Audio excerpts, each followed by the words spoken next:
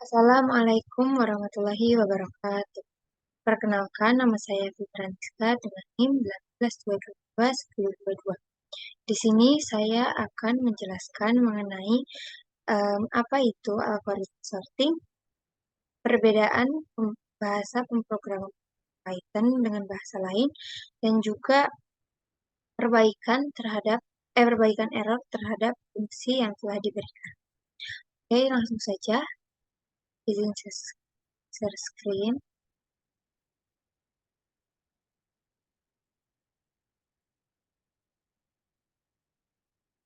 Oke, baik. Di sini saya akan langsung menjelaskan secara singkat apa itu algoritma sorting.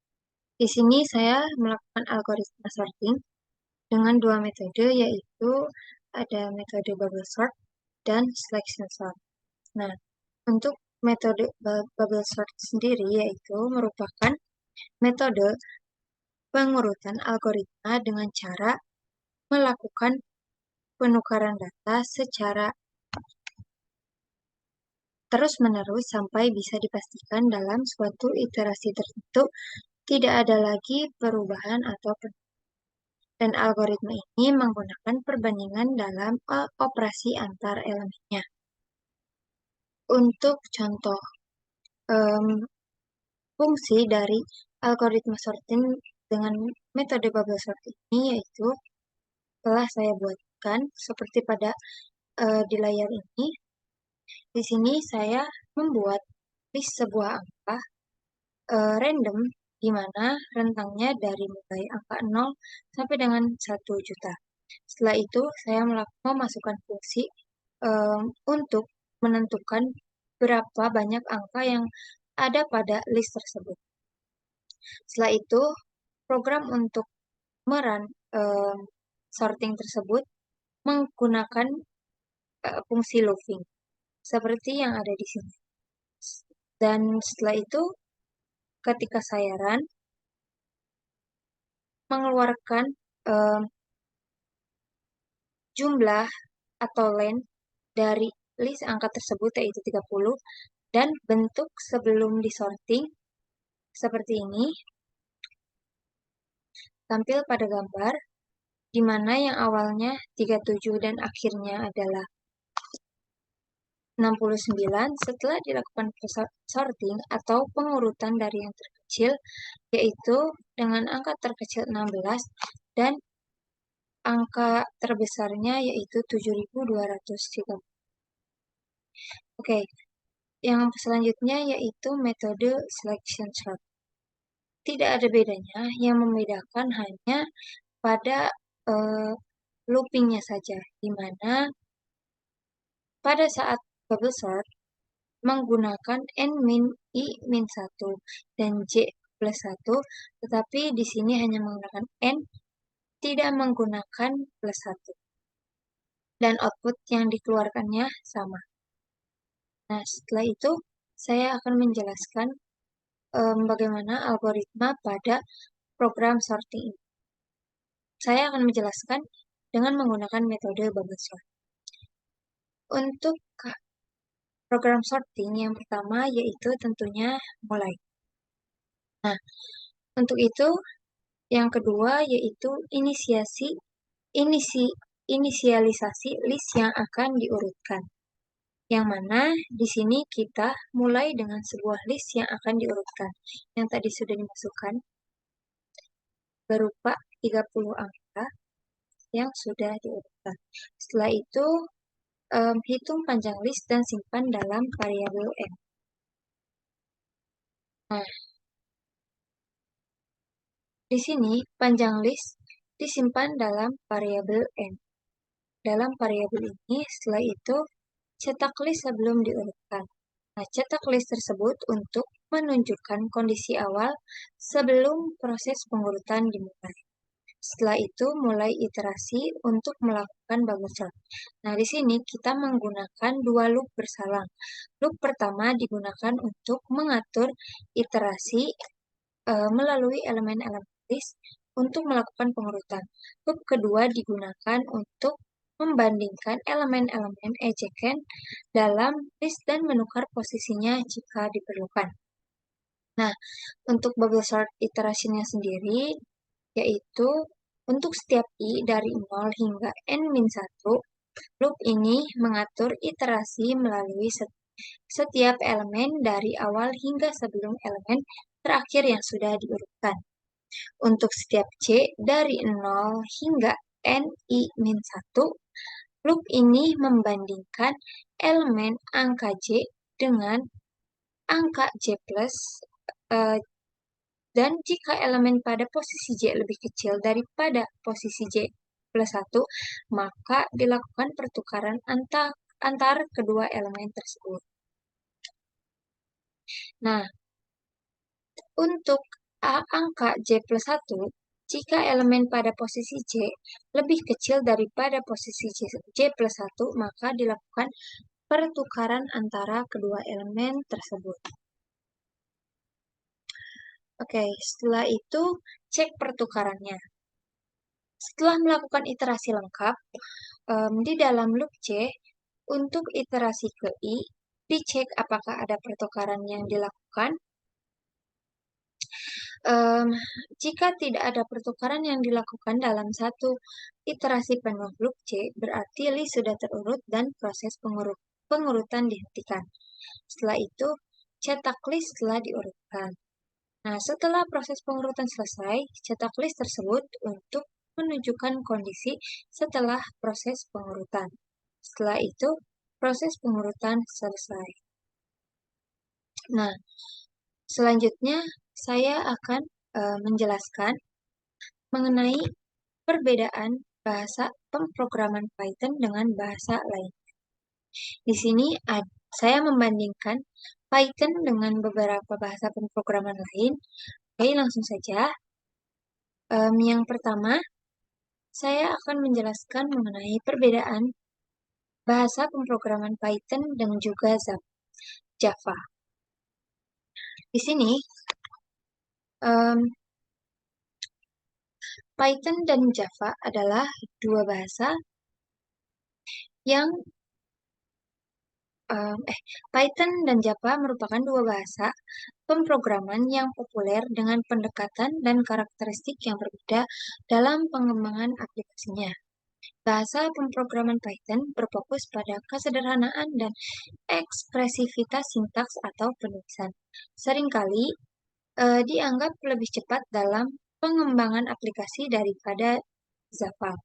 Kode Python cenderung lebih mudah dibaca dan ditulis karena sintaksnya yang bersifat bahasa manusiawi yang tentu saja memungkinkan pengembangan untuk menyelesaikan proyek dengan jumlah baris kode yang lebih sedikit dibandingkan dengan Java. Nah, bahasa pemrograman Java meskipun memiliki pendekatan yang lebih ketat terhadap sintaksis dan memerlukan lebih banyak kode untuk melakukan hal-hal sederhana, namun Java memiliki keunggulan dalam kinerja dan keamanan solid, tetapi hal ini dapat memakan lebih banyak waktu dalam proses pengembangannya. Nah, Python seringkali digunakan dalam pengembangan prototipe, analisis data, dan aplikasi web karena kemampuannya dalam mempersingkat waktu pengembangan, dan Java biasanya dipilih untuk pengembangan perangkat lunak atau software yang lebih besar, terutama dalam lingkungan perusahaan di mana keamanan, kestabilan, dan kinerja yang handal menjadi fokus utama. Oke, yang kedua yaitu perbedaan antara Python dan Oke, meskipun tidak sedikit orang di sini menganggap bahwa kedua bahasa pemrograman tersebut hampir sama, tetapi Perl hanya mendukung beberapa tugas yang berorientasi aplikasi seperti membuat laporan, scanning, dan lain-lain, sedangkan Python mendukung metodologi pemrograman seperti desain struktur, data, dan pemrograman yang berorientasi objek atau Object Oriented Programming atau disebut dengan OOP. Nah, yang ketiga yaitu perbedaan antara Python dan juga TCL. Nah, TCL sendiri merupakan bahasa pemrograman yang berdiri sendiri atau standalone. Dan banyak yang masih menganggap bahwa bahasa pemrograman yang satu ini sangat lemah pada struktur data. Jika dibandingkan dengan Python, bahasa pemrograman TCL sangatlah lambat dalam pengeksekusian atau penjalanan kode. Yang keempat yaitu perbedaan antara Python dan juga PHP. Kode dari bahasa pemrograman Python sangatlah mudah dibaca ketimbang dengan bahasa pemrograman C, C++, dan Perl. Pada Python, class dapat kita gunakan secara luas yang berada pada library. Nah, sangat mendukung penanganan dan pengecualian terstruktur. Fitur pengembangannya tersedia pada add-on dan sangat mendukung framework GUI. Sedangkan PHP hanya memiliki SPL yang berbasis class, tidak menggunakan pengecualian untuk menampilkan error, dan tipe pengembangannya hanya built-in. Oke, yang selanjutnya yaitu perbedaan antara Python dan juga Ruby. Jika dibandingkan dengan Ruby, bahasa pemrograman Python memiliki banyak sekali struktur data seperti fungsi internal, penanganan namespace yang baik, penggunaan modul, dan iteratur, mendukung inheritance dalam penutupan skop hanya menggunakan baris atau space kosong, serta dapat digunakan untuk pemrograman akademis dan ilmiah.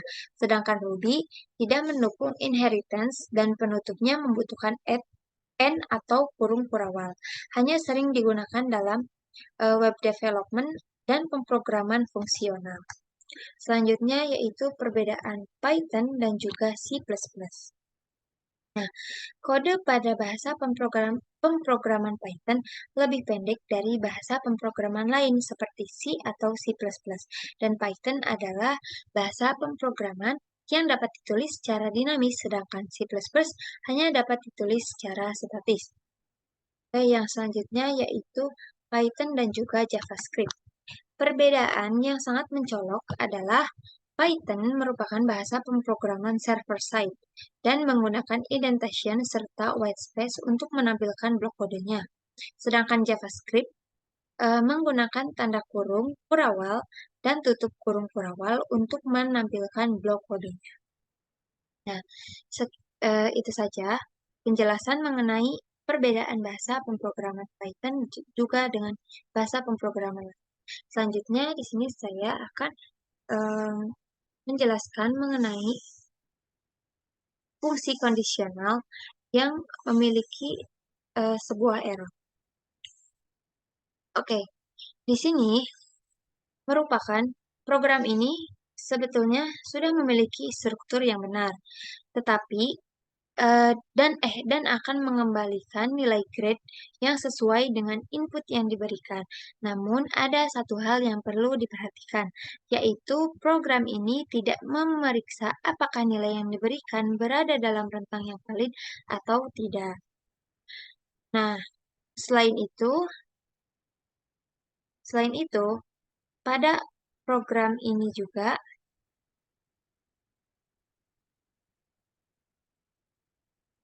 pada program ini juga memiliki kesalahan dalam logika kondisional karena ketika kondisi pertama terpenuhi, nilai lebih dari sama dengan 90, maka tidak ada kondisi berikutnya yang akan dievaluasi, sehingga nilai-nilai yang sebenarnya harusnya diberikan grade yang lebih rendah, akan mendapatkan grade yang lebih tinggi.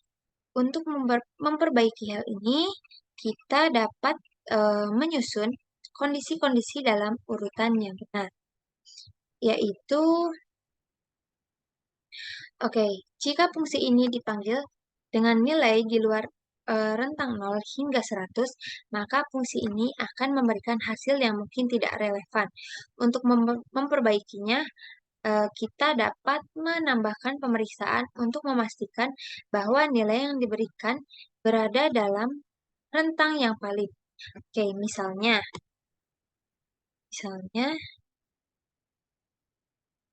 di sini saya pada eh, fungsi elif pada rentang nilai 90 dan 80 em,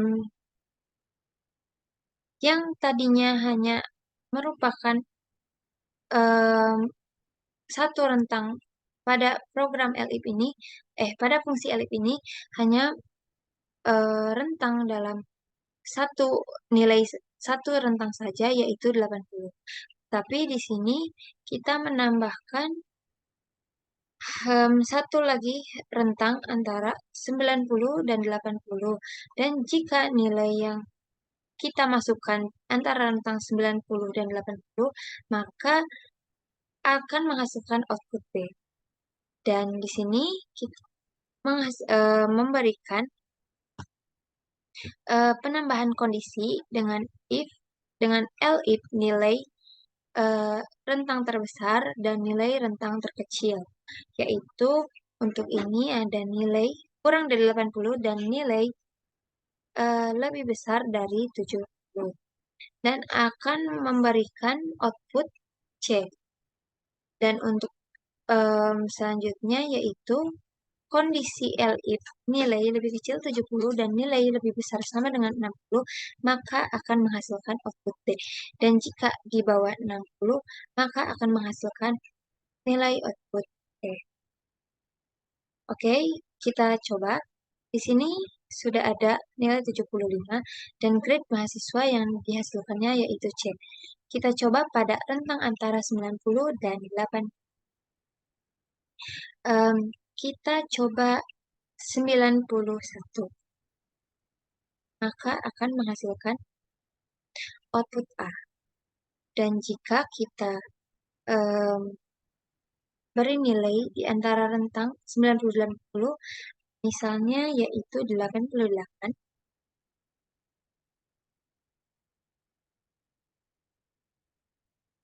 akan menghasilkan nilai dengan output B.